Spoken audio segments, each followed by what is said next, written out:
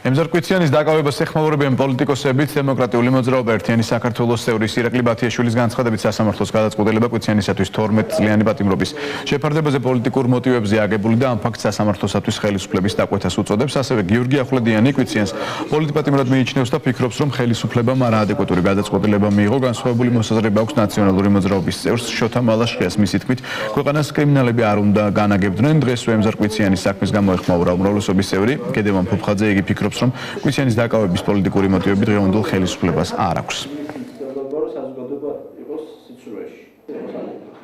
აშკარაა, რომ მოსამართლეს მიღებული ჰქონდა წინასწარი, ესე რომ ვთქვათ, დაკვეთა, ინსტრუქცია, რომ ყველა შემთხვევაში მას უნდა გამოეტანა გამამტყუნებელი განაჩენი. იმ პირობებში, როდესაც ძველი წინა რეჟიმის არაერთი კრიმინალური მოღვაწე, ავტორი იმ რეჟიმისა, დღეს თავისუფლად დაპარაშებს.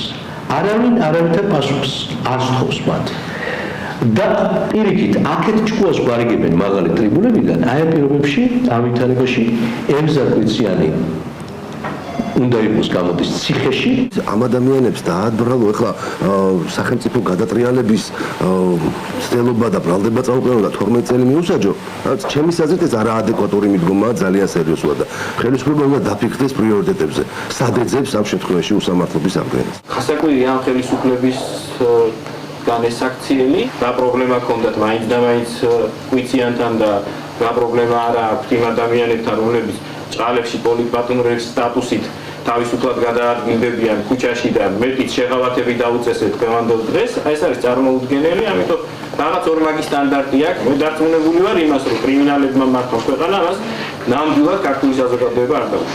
ჩვენ ხელისუფლებას არანაირი პოლიტიკური мотиваცია არ აქვს, რომ ემზარკვიციანს ის მიმართ რაღაცა ტენდენციური იყოს და ის მიმართ განსაკუთრებული რეჟიმი ქონდეს დამოკიდებულების. თუ ჩვენ კოდორის ხეობის დაკარგვას ვინმეს დავადანაშაულებთ, ეს არის ნაციონალური მოძრაობა და ეს ხელისუფლება. იმაშინარის ხალხი ცდილობდა იმ რეგიონში თავისი სიტყვის თქმას და მონადირეც და პირადად ემზარკვიციანს და ძალიან ბევრი მიწით ცხოვრობდა. იმ ადამიანებმა თავისი კერდი დაიცვეს კოდორი თავის დროს.